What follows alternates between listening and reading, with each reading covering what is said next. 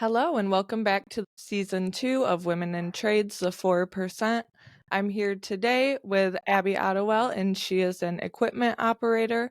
We're going to jump right in and let her start telling us her story and telling us how she got to where she is now. Okay, so my dad started his family business about 30 years ago or so. I've been involved with it ever since I can remember. Ever since I was little, I'd go to work with dad, sit on his lap, run the equipment with him.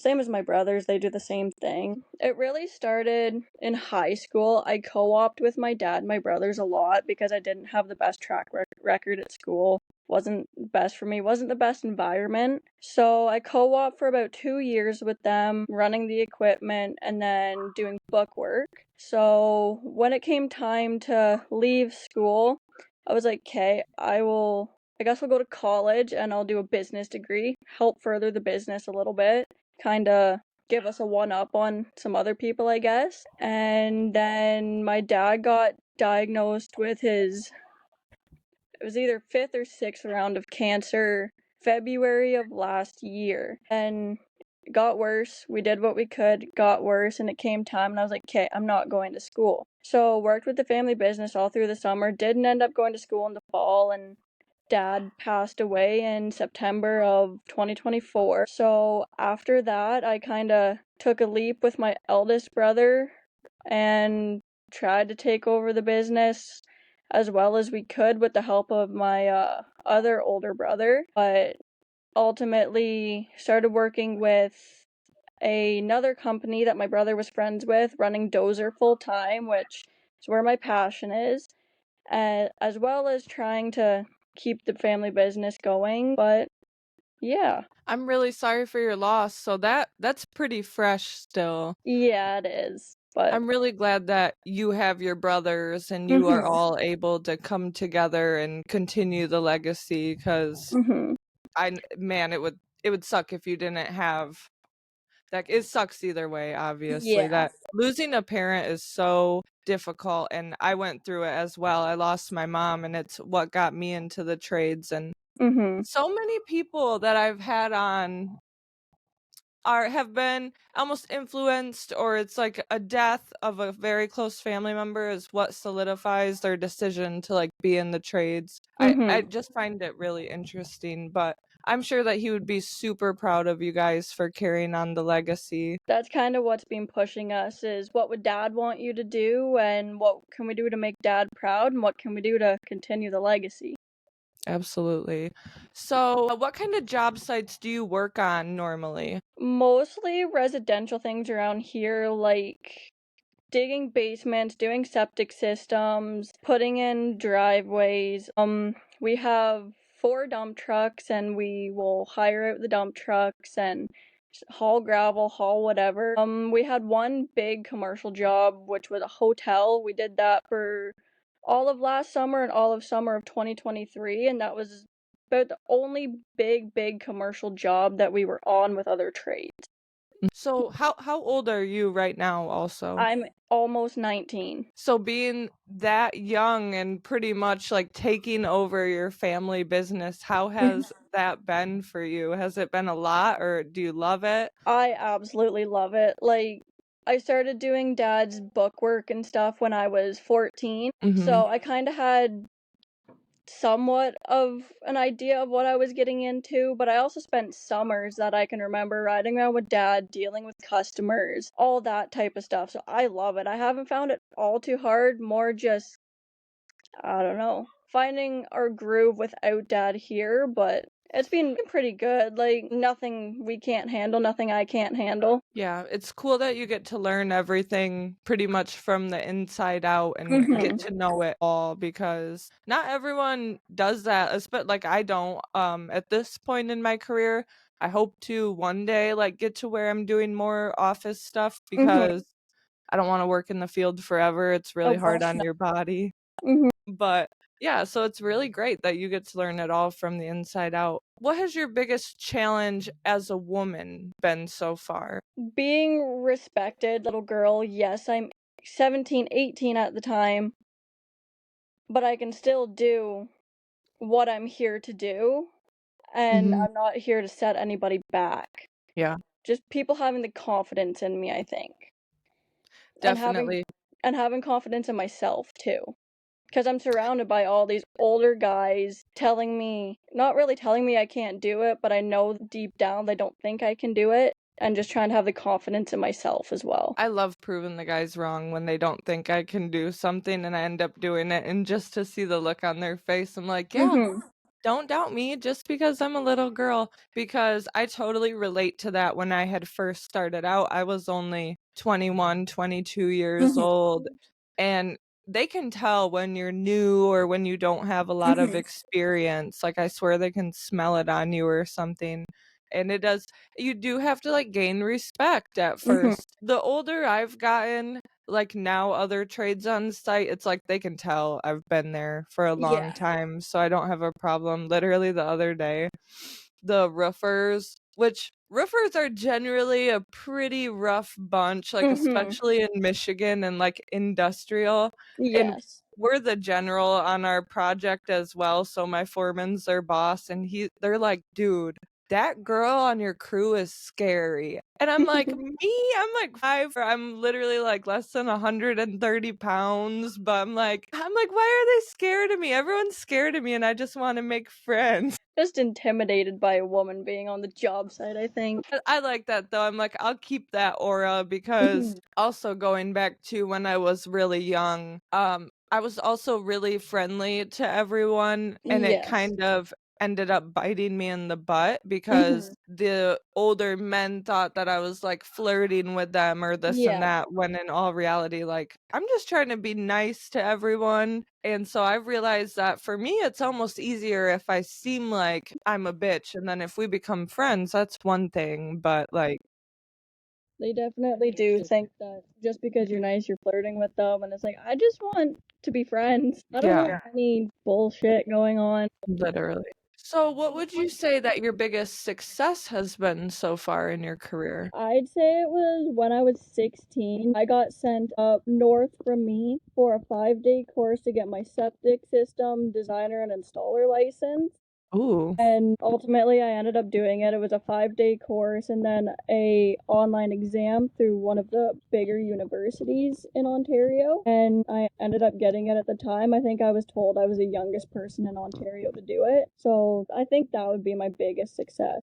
that's awesome. That's cool that they compressed it into a 5-day course as well. Yeah, it was pretty cool. Yeah. I got to do it with my brother as well, and it was just kind of a cool experience. Like, yeah, I can do this now. Like, kind of gave me a bit of confidence, I think. So, how many employees do you guys have at your company, like currently, or just a rough estimate is fine too? So, right now through the winter, we have 10 employees because we plow snow, and we have 10 machines running all the time. Through the summer, it's probably around between 6 and 10. Cool.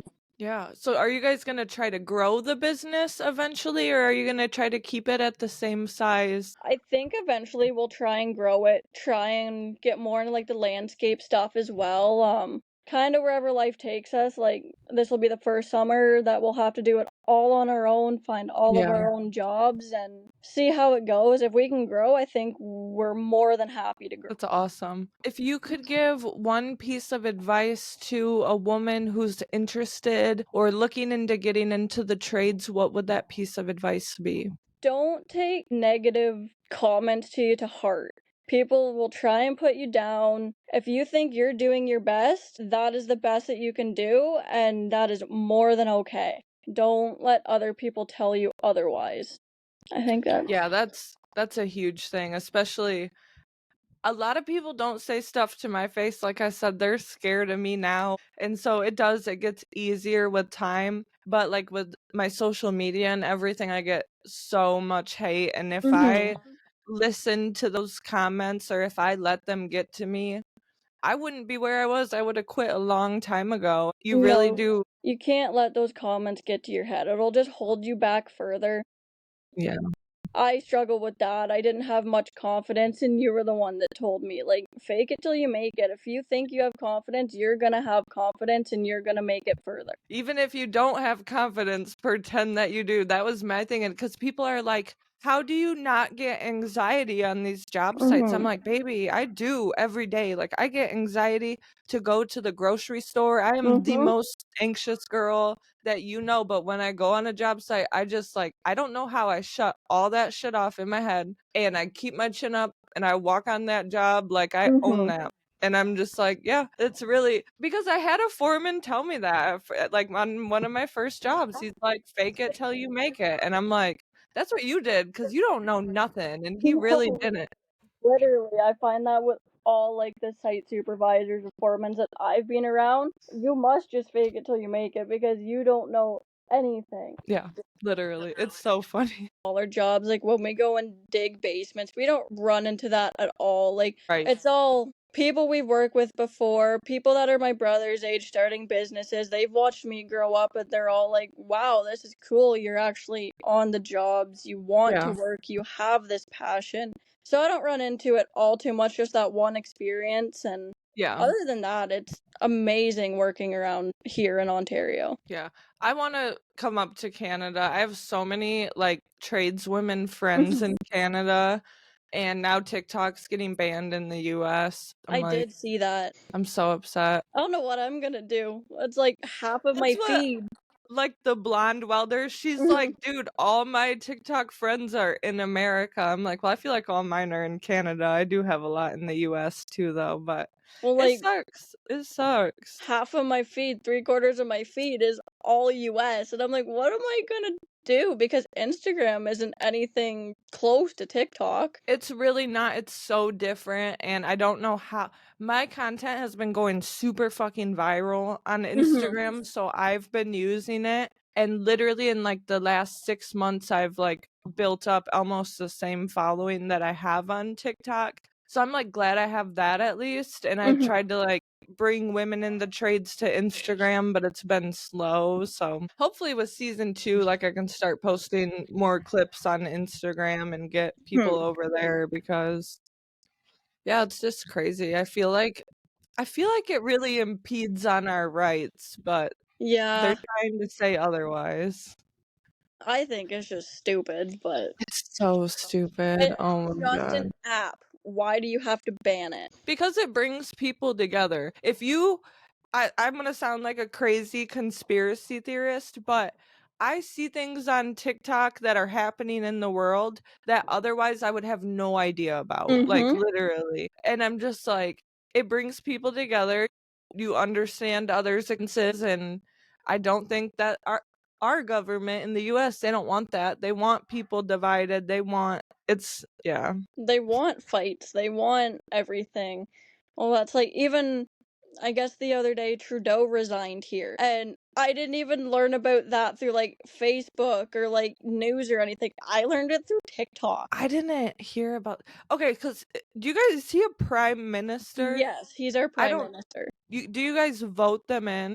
Yes. There's a Okay. vote. I think there's a vote in 2025. Yeah, this year I think. So is there like a vice prime minister that steps up for him? I don't know exactly how it's gonna work. I think he's in until they can find someone to replace him. I think that's how it works. I try my best to stay out of all of that stuff, but I think that's how that works. Because so excuse me, you're not in a union, right? No. Okay, so does the government affect your guys' unions at all, do you know? That I'm not sure because I've never personally been around people that are in the union, so I don't Right. know much about the unions here, but I'd assume so because the government finds a way to affect everything. That's interesting. I like hearing about other countries' politics because I know America's are probably hilarious to everyone else. So I'm like, Well, and then apparently Trump's trying to buy. he I don't wanted to buy Greenland too, and they're like, it's not for sale. know. I think the first province or whatever he's gonna try and take over is Alberta. And I'm like, why? He's gonna step in and watch. Well, you guys don't have a prime minister. He's coming. Trump's coming for Apparently, we're gonna be a part of the state soon. I'm down for it. If it means that I can visit all my Canadian and you guys have beautiful mountains and stuff there. Mhm. I live in Michigan, so like literally I'm an hour from the Canadian border. So Literally. I yeah. think I think I'm crossing the Michigan border in 2 months, I think. I think I'm going down to Tennessee. Oh, it's beautiful down there. You're gonna love it. I love Tennessee. We were down there last spring, and it is amazing down there. I need to go back. Where do you go to the Gatlinburg area? Where were we? We were down near Jamestown. We were at a truck show down there. That's why we. Okay. Nice. It was nice though. So, what are some of your favorite brands that you wear at work for like women's construction wear? For me, I mostly wear like the Carhartt work pants. I can't find anything to wear here that actually fits me. It's either too short on my legs or really, really wide on my hips, so I just stick with my Carhartt pants. Mostly for like the fall, spring, winter time because I can put jeans on under, I can put leggings on under.